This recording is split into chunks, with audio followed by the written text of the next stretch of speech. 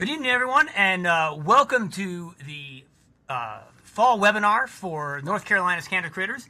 My name is Dr. Roland Kays, and I'm joined today by Chris Cray from the North Carolina Wildlife Resources Commission. Thanks for joining us, Chris. Glad to be here. Chris is the upland game bird biologist, which means you're basically the state's...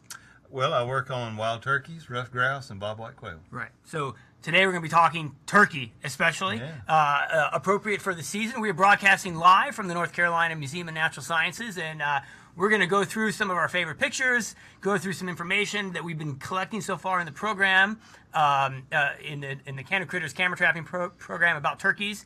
And then at the end, we'll have time for your questions. So you can type your questions in either to Facebook or YouTube. Type them in now, type them in later, come up with them, and we'll be taking your questions live later today.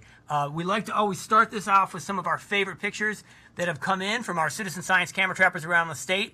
And let's look at the first one that we've got here from recent time. Oh, nice. What species is that? That's a wild turkey. That's a male wild turkey in all his splendor. All his splendor. Yeah, look at that crazy head. Color. Why is his head blue? Well, he's in his territorial display. That's what you would call strutting. Yep. If you were there where you could hear him, you'd also hear that drumming sound that they make. That's kind of the close range attraction kind of call. And their head, when they're in that that territorial display, they can change from the head color can change from red to white to blue. Really, just communicating that turkey's mood. Looks like an alien. It's really cool. Really cool. So this picture, you can look at the timestamp there. That's from March. So they're already starting to think about breeding. They're ready before the hens are usually. Oh, the males are ready to go. Yeah, so March you'll start to hear a lot of gobbling, see a lot of turkeys strutting and displaying like this, and you'll see that all through the spring. All right. Well, great. Let's see our next picture. More turkeys. Oh yeah, cool. All right. So what do we have here? That's a fall or winter picture, I think. I can't see the date on it, but I think it's December. Yeah, so you got a lot of young of the year birds mixed in. There's probably some males and females together. They're hard to, that time of year, in particular those younger birds, are hard to tell the sex apart. We'll talk about that a little bit on some better pictures in a minute, but very cool picture. Okay, nice group of turkeys. Yeah. What are they doing on the rock, you think? They're not eating rocks. Well, they're probably mostly passing through. There probably are a few pine seeds and whatnot out there that they're foraging for as they go by, but I doubt they're going to spend a lot of time out on that road. Yeah, gotta like the sunshine coming through though. Yeah, all right, what's our next picture? More turkeys. Oh yeah. Another male strutting his stuff. Are those his wings down there at the bottom? There are his wings. When he struts back and forth, he'll actually have a little strut zone, and he'll drag those wing tips along as he goes. Okay. And so this guy looks like he's staring straight at the camera. Do you think he notices it? He probably does. If that's his normal strutting area where he's displaying, putting on a show, if something new like a camera stuck to the tree shows up, he probably notices that they're curious creatures. All right. And what's that weird thing right coming out of the middle of his chest? Well, sort of down from the breast feathers there's that long hair-like filaments. That's the beard, is what you would call it. A male turkey has a beard like that. Okay. Is it hair? No, it's really more of a modified feather than a hair. All right. Well, cool. This guy's showing us his beard. Nice side view of a turkey. Yeah, same picture. They're really puffed up there. All the feathers are drummed out, as they say. He wants to make himself look as big and as imposing and attractive to mates as he can. You can really see his beard on that picture. Oh yeah, that's a much better view of the beard right there coming off of the breast. What a giant-looking bird. So how much does a male like this weigh? He's probably going to weigh around 20 pounds. Wow. A hen would be about half that size. She'll be about 10 pounds or so. Well, he looks a lot bigger than that. That's cool. All right. Very nice. So those are some of our favorite pictures. We selected the turkeys. We sort of joke around. There are sort of honorary mammal on this project. And so keep submitting your pictures, and remember, like the pictures that you think are our favorite. And you can go to our website either at nccandidcritters.org and look at some of our favorite pictures. All our favorite pictures are up there. And of course, we're getting millions of pictures, and just the favorite ones are the easiest ones to sort through. You can sort for turkeys. You can sort for bears, for coyotes, whatever you want to see, or you can look at the ones that are from your county in particular and see what people are getting from there. So we really appreciate all the work done by the citizen scientists to run the camera traps and to share the pictures and the data, right? So we love the greatest pictures, but even the rotten pictures are important data for us. So that's what's special about this project is we get the data and the pictures all together, which lets us do a lot more that's interesting to the scientists and useful for the managers as well. So, but because we're doing that, we have certain ways that we need you to set the camera so that we can really make good comparisons across the state. And as part of an ongoing series of sort of the tips for setting a successful camera trap, we have Dr. Stephanie Shuttler here to give us some tips for setting a camera trap in a new series that I think you're going to like. Let's get started there, Stephanie.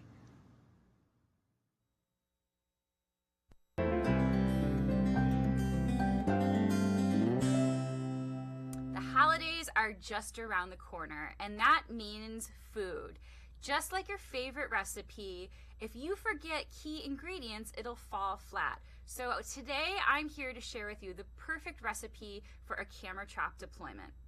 The first key ingredient is time.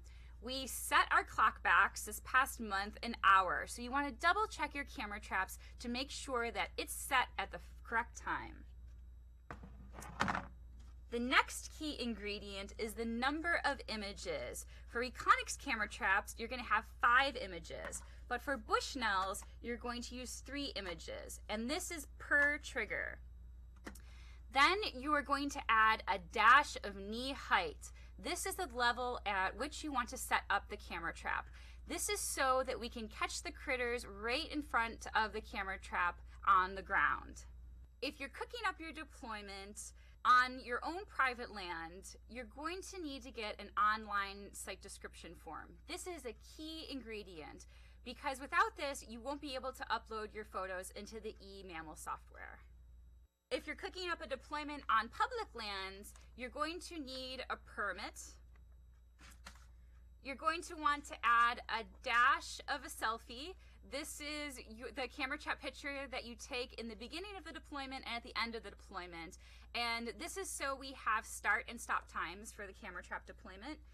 And then the icing on the cake is to share your photos with us through social media like Facebook, Instagram, and Twitter using the hashtag CandidCritters.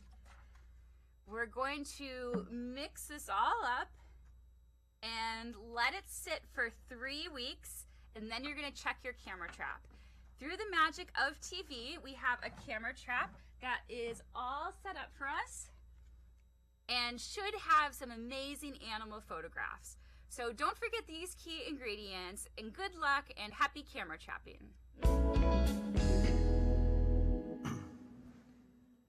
All right, well, thanks a lot, Stephanie, coming straight from the Candid Critters kitchen. We hope you like that latest creation showing some tips for setting some good camera traps so we can get some good data, good pictures, and make these awesome comparisons across the state. What we're going to get to look at now is some specific data that's been coming in from you great volunteers across the state, specific to turkeys. Let's talk turkeys. Let's talk turkeys. You got me first. All right. So what we're going to show you here is a map of where we've gotten turkeys across the state. You can see so far we've run over 1,000. You guys have run over 1,000 camera traps at 1,000 different sites, and at exactly 233 of those so far we've gotten turkeys. That's spread out across 58 counties. So on this map, all the black dots are places where we didn't get turkeys, and all the larger colored in dots are places where we did get turkeys, and how many turkeys were counted, right? So this, one site apparently had 98 turkeys counted, and that could have been, one big group that walked by 3 times, or it could have been one single turkey that walked by 98 times. It was probably a big group. So this is somewhat inflated by group size, but it gives you an idea of where we're seeing turkeys. And this is a great thing about camera traps, where we're not seeing turkeys, right? Because having that absence of animals on a camera is super useful information. And we can also make this sort of average this out per county. And this was an interesting map that Chris and I were talking about earlier, because it shows, in this case, it looks like more turkeys in the mountain area and on the coast. And you're saying some of the other data from the states shows a little bit of a different pattern. Yeah, a lot of things we look at our harvest records and some of our brood survey data and stuff, we generally see our highest numbers of turkeys up there along the Virginia border, like Caswell County, Rockingham, Granville County through there. So, that's maybe preliminary. Maybe they'll shake out a little bit differently with more data, but it also does emphasize the fact that while we have turkeys everywhere, all across the state, we don't necessarily have them on every single property in the state. So I wouldn't really expect every single camera out there to get turkey pictures. Yeah, well, they're certainly not. And you can see, you know, a number of these counties still have relatively few dots in them. Be nice and to so fill that's in why some we've of got those that gaps, sort of preliminary results in there. So we're definitely, you know, the data we collect over the next 2 years in this project will really help us fill in the gaps. So the information you're gathering, you know, whether you get a turkey or not on your camera is super useful and will really help us make a more firm conclusion about turkeys. You know, by grabbing these data, by using these camera data in combination with some of the other data that the Wildlife Resources Commission collects. One thing that actually lines up really good now that I take a second look at this, the county there in the western part of the state that has the highest number of turkeys, I believe that's Buncombe County. Okay. That actually shows up in our brood survey that we do, our summertime brood survey, more traditional techniques. That shows up as the most commonly reported county for turkeys in that survey as well. So actually there's pretty good agreement on Buncombe Some County of these things. between the two. And so what do you think about the relatively low number of cameras in the Piedmont area, sort of in the, especially the central counties? Well, we have a lot of camera points and not a lot of turkeys. urban areas there, kind of in the Piedmont. And there's some turkeys in those urban places, which is where I expect some of those cameras are. But I don't really expect a lot of turkeys in urban sites, so that's not too surprising. Okay, so they're more out in the countryside. And tend to be more rural areas will hold more turkeys. Yeah. Great. Well, so there's other information that we get from the cameras as well, and this was a fun graph that I made just recently. You know, this is some of the new data just coming in from the last few months, looking at what time of day turkeys are active, and I separated this out into the sort of summertime of May, July, and the sort of early fall of August, September, because they had quite a different pattern. Well, they're similar in one obvious thing, right, which is no turkeys at night. No turkeys at no night. turkey pictures at night. So where are the turkeys going at night? The turkeys roost once they're old enough to fly as a poult, you know, a couple weeks old. They're going to spend every single night of their life in a tree roosted. That's really a predator avoidance. That's really a safety thing for them. So the fact that your cameras are not getting night pictures at all of turkeys, that's totally expected. Yeah. That's what you would expect. And it's a little interesting the way you've got the two activity patterns broken out, because you kind of get into that April, May, June type time frame where turkey's really in the breeding season with a lot of interactions going on. Then you sort of expect hens to be incubating nests and raising poults through the summer, and then sort of a switch to a different activity pattern, as you said, sort of in the early fall, August, September. So it's interesting to see how that plays out. Right. So you think that the green line there, May and July, is representative of breeding season? Probably, yeah. And that's kind of showing a relatively even activity all day long, getting started a little later in the morning, actually. Whereas the later, so August, September, they're done breeding and they're out there with their poults. And yeah, I wouldn't want to read too much into the first year's preliminary stuff, but I think it's kind of going along those lines. Right. So interesting that they look to be a lot more active during the daytime. Yeah. It'll be fun to see October, November data's coming in right now, so we'll be able to add the fall season to that pretty soon. Yeah, I think if we look at those activity patterns against true fall and winter patterns, it'll be quite a bit different. Right. Yeah. Right. So the last graph we have here is group size, and so this is how many turkeys were counted in a sequence of pictures as they walk by. And of course, we know this is going to be a sort of a minimum estimate because there's quite likely going to be turkeys behind the camera or in front of the camera, but out of view due to the woods or the brush. But you were saying you think the sort of shape of this, the general relationship, is probably about true, right? Yeah, you know, it's not unheard of to see a group of 20 or 30 or 40 turkeys, but that's not the common situation, you know.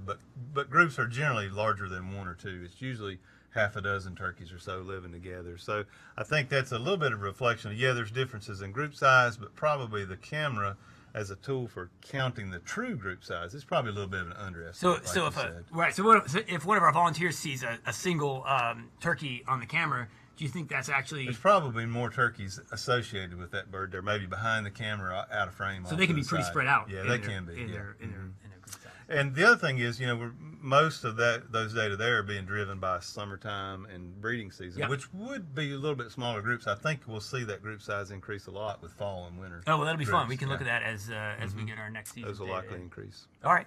Great. Well, so we've got some more pictures now. Speaking of groups of turkey, this one from Hyde County is super interesting. Tell us what we're looking at. Well, it's really cool. I mean, it's a single still picture, but there's a lot of body language going on that's really interesting. Okay. We're talking about turkeys living in groups, and you can see why here. I mean, it's really largely that's a predator avoidance safety kind of issue. Well, I was wondering. And all 5 of those turkeys in that picture all 5 of them are head up. They're obviously focused on those 2 predators on the other side of the field. The predators, on the other hand, they're like, there's some turkeys out in the open. I don't have a chance of catching those adult birds. So their body language kind of saying, I'm not really all that interested in making an attempt.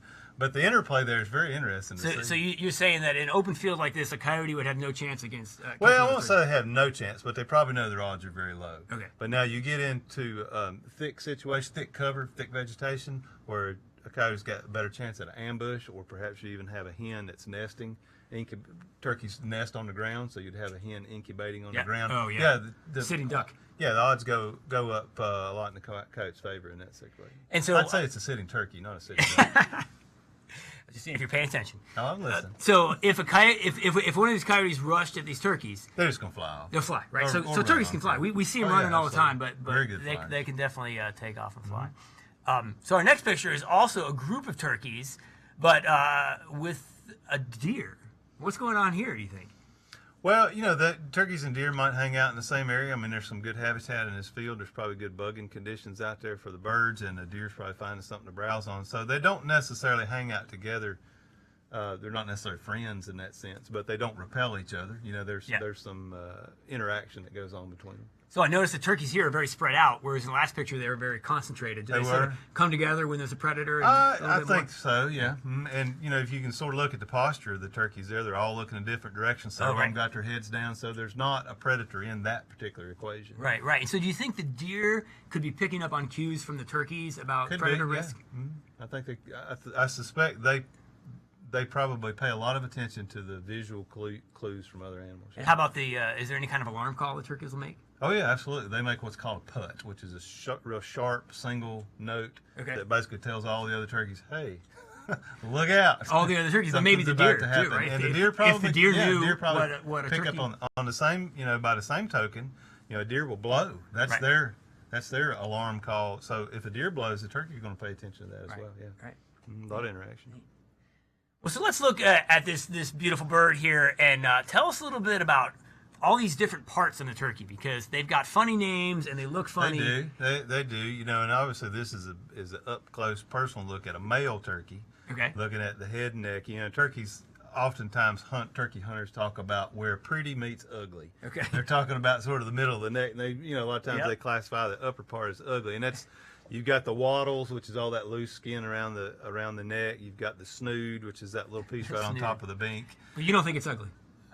I think turkeys are pretty cool. All right. I'm not sure I would use the term ugly, but I'd say the bottom half is prettier. All right. Prettier. The feathers really by pretty means prettier. Yeah, the feathers by any definition, they're gorgeous on a turkey. They've got this real glossy sheen to it. When you get a bird like that out in the sun, it's really a pretty animal. And a lot of the reason for that head not having feathers on it, a lot of that's function. That very first opening picture we saw the turkey strut, and that head was blue, and it really can change color and stuff. It can change from blue to red to white. Oh, so it changes on the same bird. Yeah, on the very same bird, communicating their mood basically to other turkeys in the area. Oh, wow. So by not having the feathers, they're able to communicate by the color. Show it off. Sure. Oh, wow. That's really cool. So this might be the same animal doing his display. And so I'm wondering, how long does it take for a turkey to get all puffed out like that? Oh, really no time at all. I mean, he can switch from that display posture that he's in right there. If a predator or something were to startle him, he can instantly drop down out of that and be gone just almost instantly. And he can get puffed up instantly as well? It doesn't take him a while to get all worked up or anything like that? They can pretty much change that just at the drop of a hat. And so the purpose of this is to show off, obviously. He's showing off for all the female turkeys and all the other male turkeys. The complete tail fan that he has indicates he's an adult bird. The long beard on the front, it's hard to see it from this angle, but that's communicating his age and his status to a large degree. He's puffing himself up to show off as best he can. It's really a cool bird. Do they end up fighting the males? Oh, absolutely. As well? And females fight as well. Turkeys decide who gets the resources, and resources being nesting sites or food sites or roosting sites. They decide that by way of a pecking order. And the pecking order is exactly what it says. So you fight your position out in the pecking order, and if you're at the top, that means you can beat everybody below you. Right. Well, so I think our next picture has a look at one of the weapons that they can use as well, right? Exactly. So here you've got a couple key things that you can look at when you see a turkey. on this particular bird, it's not a great picture, but it's a pretty good one. You can see the beard hanging down off the bird's breast, but it's not a particularly long beard. So it hasn't grown all the way in. That's telling us that that's a juvenile bird. Okay. The other thing we can also see from the head coloration, the light's not great on that one, but that's not the classic gray, sort of slate-colored head of a female, so that's a male bird. A little bit reddish. And also on this particular bird, if we can look on the lower part of the legs there, above the toes, you can see the spur on that bird. So a young bird like that has a spur that's only about a ½ inch long. It's not particularly sharp, but over the next 2 or 3 years, if that bird lives to 2 or 3 years old, that spur will get longer and sharper and really becomes a pretty formidable weapon. So that's what they fight with? Yeah, absolutely. And do the females have those as well? No, that's just on the males that have the spurs. Now the beard is a trait that pretty much all the males have, but occasionally a female will have a beard, but they almost never have spurs. Okay. Yeah. Well, that's good to know. Yeah. And so here's our hen. You know, there's the classic kind of slate colored, slatish, a little bit of blue tinge to it, but the gray head on the hen like that. Okay. Yeah. And size, if you have them stand side by side, the hen is going to be considerably smaller. How much does an adult hen weigh? She'll weigh about 10 pounds or so. Oh, wow. An adult male will weigh about twice that. Oh, yeah, about 20 twice pounds. as big. Yeah. That's amazing. So not quite as big as the butterball you buy in the store, but not too far off of it. Right. It's a cool bird. Okay. So that's the end of our picture talking turkey. I'm going to review a couple things before we get to our questions.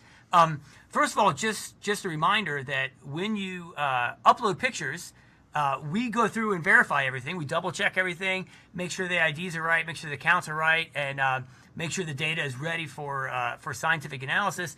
And then once we're done with that, we'll send you a project summary that'll show up on the website. So you should get an email about it, and you can always go to your deployment summary and see the stats for each of your deployments. So you can see every time you run a camera trap, which species you got, how many you got of them, and then we also show you this graph that will compare what you got at your site with what we've been finding on average across the state. So you can see if your site has, on average, more or less than we find across North Carolina. So in this case, the green bars are showing your deployment, and the orange bars are showing the deployment on average. So you can see a lot more horses at this site, quite a high detection rate of horses, more horses than white-tailed deer, and this is in terms of just overall activity, right? So this is how many detections per day that you get.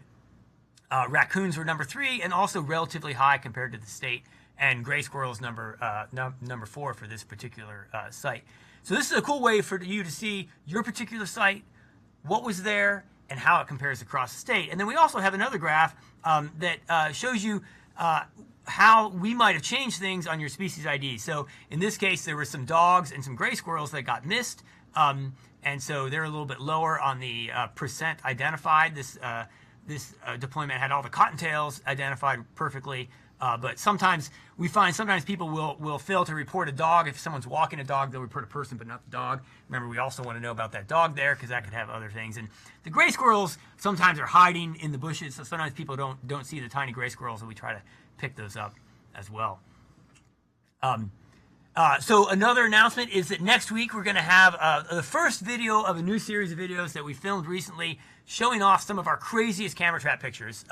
So keep an eye out on this. It's called You Won't Believe. The first episode is called You Won't Believe How Many Legs This Coyote Has. And we've got a couple other ones coming up that we will release every week for the next couple weeks, getting excited for the next big winter season, which will be starting in December. And we also have been getting a bunch of goodies ready to go in the mail. So as you know, the first time you upload pictures to us, we say thank you by sending you a Candid Critters koozie that you can use to keep your beverage cold or warm. But this time of year, maybe a little more warm. And we also have T-shirts for those of you that stay with us for at least 4 seasons. And given that we're reaching our 1-year anniversary, we're having some of our first T-shirts go out. And this is the unique way to get these shirts is by running for 4 seasons, or if you help us recruit 3 friends, if they put your name in there as to where they learned about the project, we'll give you a T-shirt for that as well. And be sure to get those in because this raccoon T-shirt won't be available for long. We're going to have a new one coming up in the future that'll have a different critter. So if you want this awesome raccoon shirt, please keep running cameras every season, and help us recruit some friends. Is it going to be a turkey on the shirt? It could be a turkey. Do you think it should be a turkey? That's what I'm voting for. All right. Well, we'll see. We'll see where we're at on the species. We're definitely going to have a new shirt with the new species. Maybe we'll have to take some kind of a fan favorite vote to see if turkeys, foxes, coyotes, bears. Who knows? Who knows which one people will like? So. We're ready to jump into the questions. So we've got a couple questions already. Keep adding your questions. Why don't you read the first one here? First question comes from Richard, and he's asking, do turkeys fight to the death? Well, not with other turkeys. Okay. So they might have a fight that results in death with a predator, but when they're establishing that pecking order, it can get pretty rough at times, but no, it generally would not be a permanent injury that would result in death. So at some point, one of the turkeys decides it's lost and it runs away. Yep. Mm-hmm. They kind of know who the winner is eventually. How long do these fights usually last? It could be as quick as a few seconds or maybe a couple minutes. Oh, wow. Yeah. Okay. Mm-hmm. So they can really duke it out for quite a while. Mm-hmm. If they both think they're the winner, then it might go a little bit longer. And do the feathers fly? Oh, yeah, absolutely. Oh, wow. Yeah. Wow. I think that's where the saying seen comes from. Yeah, you'll see it a lot. Have you seen it in person? Yeah, if you watch a group of turkeys feeding in the fall or the wintertime when they're all together, they're kind of constantly doing that. Oh, okay. Not real aggressive fighting and stuff, but there's little sort of pecking order stuff. Pecks on the back of the head, and occasionally jump up and kick a few times. Yeah. So okay, yeah, so always reminding them. Sort of an ongoing thing. Oh, wow, interesting. Mm-hmm. Okay, yeah. All right, so the next question is: if you own your camera, can we set the cameras out anytime for 3-week periods? Generally, we want cameras run year-round. We do have a deployment. We do have these seasons that we follow, but there's 4 of them: winter, spring, summer, and fall. Yeah. So we're happy to take cameras from pretty much any 3-week period that you give. But we do have these deployment schedules on the website that sort of outline the different seasons. But we want to know what's going on year round. Yes, David, if you've got your own camera, we're ready for you. This next one should be for Stephanie, our resident chef. She wants to know a good seasoning for roasted turkey. For wild turkey, most folks that cook a wild turkey will usually deep fry it, and it's really the breast meat is really, really good on wild turkey. So really, any recipe that would work well with domestic turkey will work pretty well with the breast meat on a wild turkey. So how's the flavor different between a wild turkey and a Oh, you just got to try it. You just got to try it to see. You'll I don't think I've ever eaten a wild You'll never turkey. go back to a chicken McNugget again after you eat a wild turkey. I mean, it's really good. And so, and what is that based? Because they're eating different stuff out in the Yeah, wild? now the legs, turkeys are constantly walking wild turkeys, but they fly very infrequently. So the breast meat is relatively tender, actually very tender. But the leg meat's pretty tough, so a lot of times folks will grind that, use it in soups or salads. That kind of stuff. But the breast meat you can cook. It's a little more tendency to dry out, so folks a lot of times will deep fry it or cook it in an oven bag or something like that. Okay. Yeah. Okay. Great. And then we got a question there from Mark. Yeah. It looks like about what kind of trees do turkeys sleep in? Like we said earlier, they roost in a tree every night. So generally, it's going to be a big tree.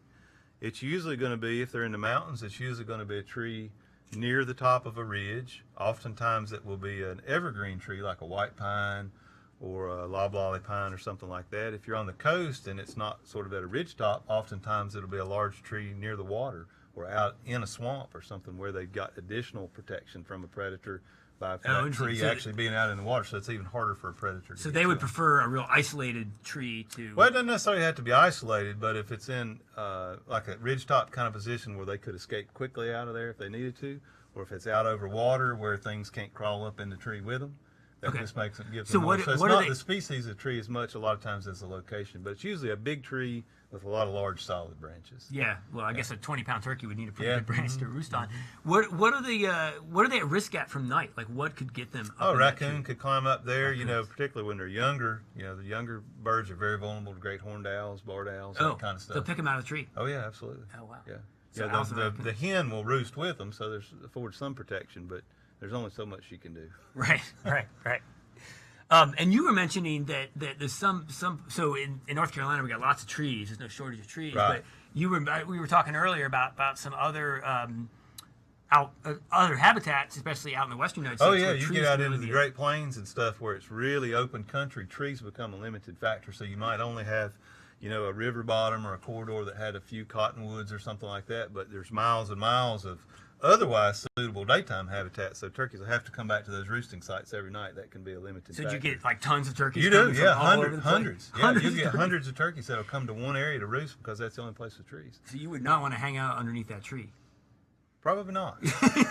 It could be a little rough there first thing in the morning. Yeah, right. But we, North Carolina, I mean, we've got an abundance of trees, so roosting trees, Right. that's not really a limiting Not a factor. limiting factor. Cool. All right. Well, the next question is from Christina, and she says she's a big fan and she loves yummy turkeys, and she wants to know if she can just buy the T-shirt. And sorry, Christina, but we are not selling. These are not for sale. It's you can get them by we love the T-shirts. We're excited about the design, and they're available. You got to earn them by running camera traps for 4 seasons. It doesn't have to be 4 in a row, right? But 4 seasons over this is a 3-year project, or by recruiting 3 volunteers to come sign up as well. So Darlene has posed a really interesting question about incubating eggs, and she's asking, do males incubate the eggs? And for turkeys, the answer is no. It's exclusively the females, but a lot of folks don't realize that a lot of birds, actually, males do incubate the eggs. So it's really cool, but in turkeys, it's just the females. And so how does the breeding work? Is it sort of one male gets fertilizes all That's the females what the in one group? male likes to think, but in reality, that's probably not the way it works out. In fact, the hen will breed with multiple males, and quite likely there's multiple males that are parents. Oh, so even in one clutch, even within that clutch, you get multiple fathers for that. And Yeah. and are those fathers all coming from within their social group, or are they from? Probably, but during the springtime, during the breeding season, those social groups break up to some degree and sort of reassemble in the summertime. So there's a lot of interchange amongst individuals. Right. But so if a male's not even sure if those eggs are his, it's less reason that he would want to go sit on. He thinks they are probably. So how long do they incubate? And About 28 days. Wow, that's a long time. Yeah, so that's one of the riskiest things that a turkey can do, especially a female turkey. To have a ground nesting bird, it's got to basically be hidden and sitting there for 28 straight. Well, first off, it's got to lay the full clutch of eggs, which is about 12 eggs. It lays about an egg a day. So it takes 12 days. So it takes about 2 weeks roughly to lay the full clutch of eggs, and then she's got to sit on it for basically a month. Without that nest being disrupted or a predator finding something. So consequently, their nesting success rate is really low. But when it works, and they've got 12 or 14 eggs, it works really good. So that's kind of how they overcome that. And turkeys have dealt with nest predators and issues like that for eons. And they're really persistent. If the first nest doesn't work out, they'll lay another clutch of eggs. They'll incubate a second one. So they keep trying 2 or 3 times during the summertime until they get one that's successful. Wow. And so then ultimately, it works out pretty good for them. So if they've laid 12 eggs one day after each other, do they all end up They all hatching? hatch at the same time. They hatch at the same time. They'll How do they hatch manage within that? just an hour or so. Well, Wow. it's really a temperature regulated kind of thing. Yeah. Until that hen is sitting on the nest incubating those eggs, they don't really start. Oh, so for the first couple, she's not on them the whole time. Right. Oh, okay. She just Oh, that's comes to. interesting. She'll build the nest and she'll come once a day and lay an egg and leave, and then come back. Basically, after she lays that last egg, then she'll start incubating. Yeah. Well, so Jim has a related question. He wants to know, why don't they nest in trees? Well, they could probably do better if they nested in. Right. If they nested in trees like they roost in trees, they'd have to construct a great big nest up there. It's a big bird. Right. I don't know. That they potentially could do better that way, Maybe it but has that's something to not do the with way their- they've worked it out. Something to do with their brain size? It could be. Yeah, What'd you it say, could the size of a what? be. Pea. Size of a pea. Hunters oftentimes, and I'm a turkey hunter myself, we like to think about how smart they are. Really, they're just exceptionally wary. Yeah. But, I could probably beat one in a game of Trivial Pursuit. They're really not smart in that sense. Right. Well, I think that's all the questions that we've got today. Thanks. Those were some fun ones. Gave us some good stuff to talk about. So we're gonna wrap up this this webinar. You can join us again in February. Remember, we do a webinar 4 times a year. We also have a newsletter that comes out around the same time where we try to give you an update of what's been going on, and that'll be going out very soon with some additional pictures. I think there's a bear fight in there, and some kind of another quiz for you to take as well. And be sure to check our website for the latest pictures and share the favorite pictures that you get using the hashtag Candid Critters, because there's some awesome ones coming in of all the great wildlife across the state. So thanks so much, Chris, for coming in and joining us tonight. And see wildlife, do science. Thanks, everybody. Have a good night.